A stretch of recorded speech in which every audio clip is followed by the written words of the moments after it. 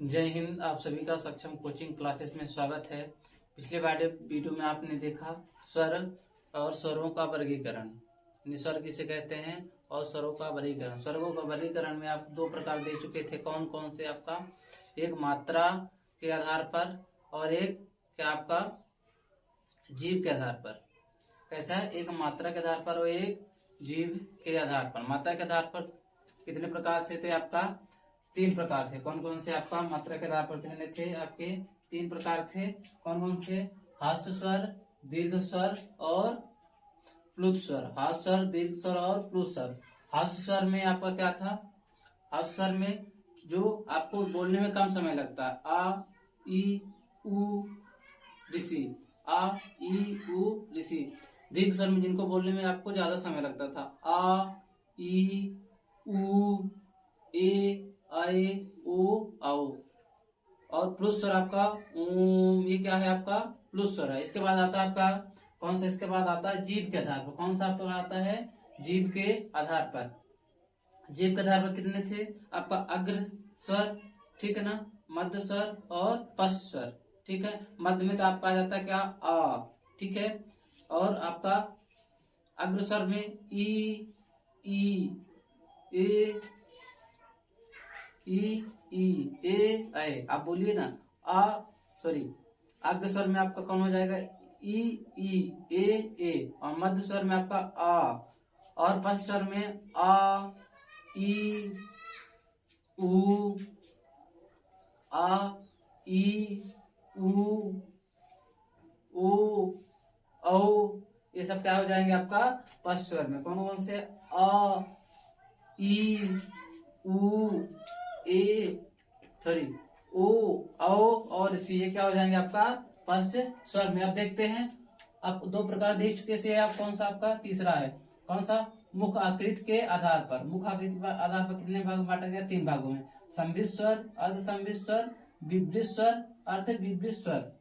तो संबित स्वर कौन, इसमें क्या है, मुख क्या होता है, बंद रहता है। उसमें क्या है, मुख बंद रहता है। जैसे आप बोलिए ई उ ई उ, ये क्या है, इसमें क्या है आपका मुख बंद रहते हैं। अर्ध संबित स्वर में इसमें मुख क्या है आपका आधा खुला है। जैसे ए ओ, इसमें मुख क्या है आपका आधा खुला रहता है। संबित स्वर में मुख बंद रहता है। आप बोलिए ई उ। अर्ध संबित स्वर में आपका मुख क्या होता है आपका आधा खुला रहता है, ए उ। विवृत स्वर में आपका मुख क्या है, पूरा तरह खुला रहता है, आ। आप बोलिए जैसे आ, इसमें क्या है, मुख आपका पूरा खुला है। अर्ध विवृत स्वर में मुख क्या है, थोड़ा सा खुला रहता है। जैसे ए औ, इसमें क्या है, मुख आपका थोड़ा खुला रहता है। तो विवृत स्वर में मुख बंद रहता है। अर्ध विवृत स्वर में आधा मुख बंद रहता है। विवृत स्वर में मुख क्या है, पूरी तरह खुला रहता है। विवृत स्वर में मुख थोड़ा सा खुला रहता है। अब देखते हैं ओंठ के आधार पर। ओंठ के आधार पर कितने हैं, दो प्रकार के हैं, वृत्ताकार स्वर और अवृत्ताकार स्वर। कौन कौन से, वृत्ताकार स्वर और अवृत्ताकार स्वर। ओंठ का आकार क्या हो जाता है, वृत्ताकार स्वर में ओंठ का आकार क्या हो जाता है आपका, गोल हो जाता है। कैसा हो जाता है आपका, गोल हो जाता है। ओंठ के जो है आपको वृत्ताकार स्वर में ओंठ का आकार कैसा हो जाता है, गोल हो जाता है। जैसे ओ, इसमें क्या है आपका मुख क्या हो जा रहा है आपका, गोल हो जा रहा है। जैसे वृत्ताकार स्वर जो जिसमें क्या होता है, मोड़ का आकार क्या हो जाता है, गोल हो जाता है। जैसे ओ, इसमें क्या है, मुख का आकार आपका गोल हो जाता है। अवृत्ताकार स्वर में आकार कैसा होता है, मुख का आकार गोल नहीं होता। अवृत्ताकार स्वर में क्या होता है, मुख का आकार गोल नहीं होता। जैसे आ ई ए आ ए, इसमें क्या होता है, मुख का आकार गोल नहीं होता। अब देखिए अयोग्यवाह। अयोग्यवाह कौन कौन से हैं, पहले वाले वीडियो में देखा होगा आपने। अयोग्यवाह अंग और आ क्या है, अयोग्यवाह है। इसे स्वर और व्यंजन के बीच की कड़ी माना जाता है। अयोग्यवाह को स्वर और व्यंजन के बीच की कड़ी माना जाता है। अयोग्यवाह कौन कौन से आपका, अंग और आहा है।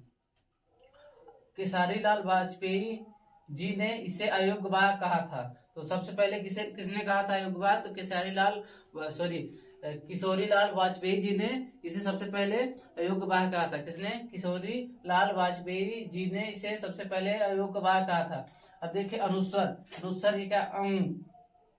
ये क्या आपका अनुस्वर। विसर्ग क्या है? अह। अनुनासिक क्या है? अह। अनुनासिक क्या है आपका? अ।